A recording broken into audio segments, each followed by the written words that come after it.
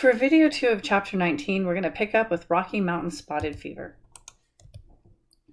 This is not an organism or an infection you see much in California unless somebody has visited some other area of the country. You can see this map right here of the United States showing where you can see this infection more frequently. The causative agent of this disease has a funny name, Rickettsia rickettsii. It's a bacterium that does go intracellular and is transmitted by the bite of a tick. So a biological vector, a tick. This organism does not get killed by phagocytes, and on the contrary, it multiplies and breaks out.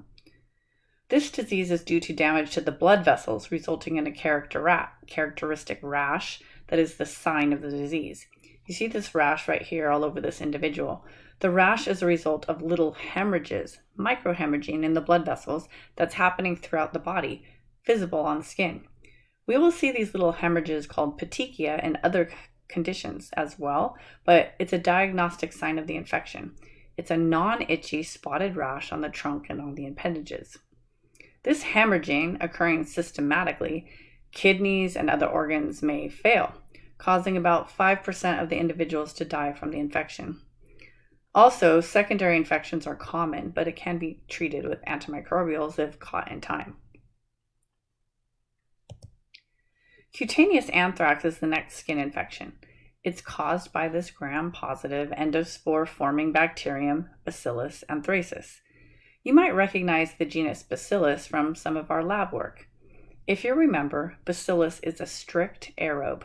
You can see the little endospores visible here in this stain, even though it's not stained specifically for endospores. The characteristic diagnostic sign is this black ulcer, which is called an eschar. Although it looks nasty, it does not hurt. It's painless, black lesion, but it can come to some serious systemic problems and ultimately to death if the person does not get treated. Treatment with antimicrobial drugs works as long as treatment is not too delayed. This skin infection is usually transmitted from infected animals, animal hides, other animal products. There are some interesting cases of transmission. For example, you may be able to find an old case from this Morbidity and Mortality Weekly Report, MMWR. The publication describes a case of cutaneous anthrax in the United States involving a percussionist that developed an eschar after playing drums that had been made from an animal skin that had been imported. Obviously, the animal had anthrax. This next disease, gas gangrene, is much more common, especially nowadays, with increased numbers of individuals suffering from severe diabetes. This condition is caused by some Clostridium species. These bacteria are also gram-positive endospore formers, but these are not aerobes. These are strict anaerobes, which cannot grow in the presence of oxygen. They will not grow in tissues that are properly oxygenated by blood. This blackening of the infected skin is diagnostic, as are the gas bubbles that you can see on this infected wound. Sometimes if the wound is deeper, you can take an X-ray and actually see bubbles in deep tissues. The organism makes endospores, so with a traumatic event such as a puncture wound, the endospores are placed deep into the tissue. Now with restricted blood flow and that localized damage, the organism can start to germinate and grow. As it grows, it starts to secrete toxins that will kill nearby tissues, thus also leading to no blood flow in those areas. In this manner, the organism can continue to migrate and move through the tissues because it's killing the tissue and preventing blood flow and oxygenation of that tissue. No oxygenation is a requirement for the survival and multiplication of this organism. The mortality rate is very high, even with treatment, because antimicrobials cannot penetrate into the affected tissues because there's no blood flow in these tissues. In such cases, you must treat in other ways, usually with amputation, for the complete removal of the infection. This infection can be devastating. Next, we're going to take a look at a couple of viral diseases that start out on the skin. I'll briefly mention smallpox, which is really no longer a concern, except in relation to bioterrorism, because it has been completely eradicated. There have not been any natural transmissions of the infection for decades. Even vaccinations have ceased because there's no more active cases of smallpox. This virus was spread by a respiratory route, which was a key factor and concern if they decide to weaponize it. At this moment, there are only two places that are known to still possess the virus, and it's United States and Russia. They have the virus in freezers that could potentially be brought out and replicated. This is problematic because nobody now is protected. Since vaccinations stopped so long ago, everybody would be at risk for this very infectious and deadly disease. With the mortality rate being so high, it's a very scary infection, but one that's not active at the moment. Smallpox was the focus of the first vaccine and the first disease to be eradicated. Should it be turned into a biological weapon, it would cause devastating mass infections. Herpes is caused by a virus that comes in two basic varieties, herpes simplex virus 1 and herpes simplex virus 2. That's abbreviated HSV 1 and 2. On the skin, we can have infections that appear usually on the hands. These are very painful lesions. They're excreting virus, so they're contagious lesions. Healthcare workers are especially at risk for this infection because they're working with patients that might have active herpes infections.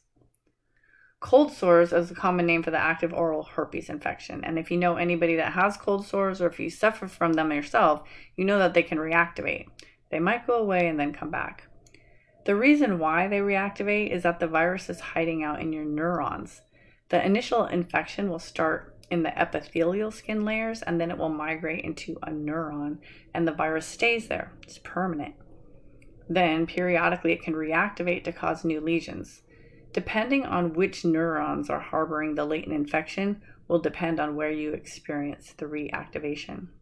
Therefore, if you acquired genital herpes, then you'll see the sacral ganglia that are harboring it. If it's an oral herpes, sometimes ocular herpes, you'll see the different brachial ganglia that are infected. It's not so important for you to remember the neurons where the virus is hanging out, but if you're taking anatomy, these pieces of information might help you remember what's going on. These viruses are hanging out in the neurons, and then some triggering events like high stress, poor diet, or lack of sleep will cause the virus to start to multiply again, travel down the neuron, and then reinfect the surrounding tissues that the neuron was interacting with. Oral herpes, or whitlows, are a viral infection caused typically by HSV1, although they do not have to be. HSV2 is often the cause of genital herpes, but these viruses are interchangeable. They can infect other areas of the body. Once infected with these viruses, it's permanent, and the risk of reactivations remain for life. A word about warts. Warts are caused by papillomaviruses. There are a lot of different papillomaviruses. Most of these are benign growths on your skin, unsightly but more cosmetic than dangerous.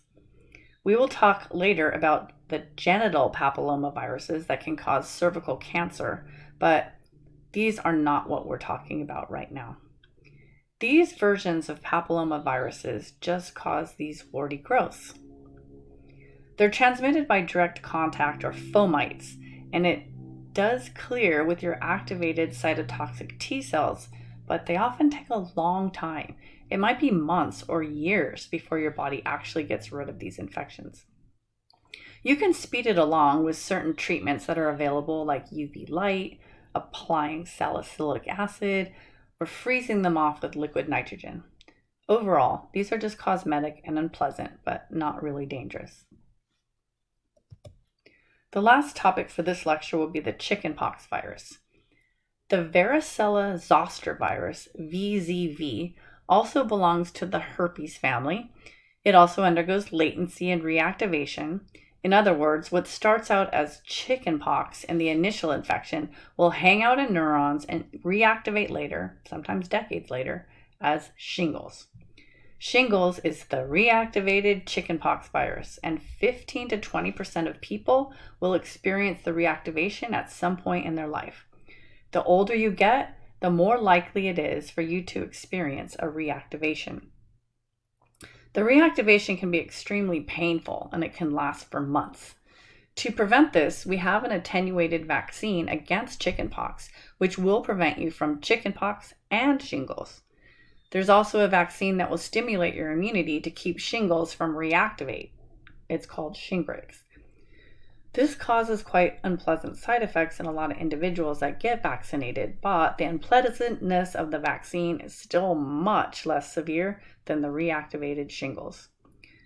I did get the Shingrix vaccine and I did experience side effects. They were unpleasant, but they lasted for 1 day, so it was worth it. Shingles is not something you want to experience. It can be extremely painful, and if it reactivates on the face near an eye, it could lead to blindness.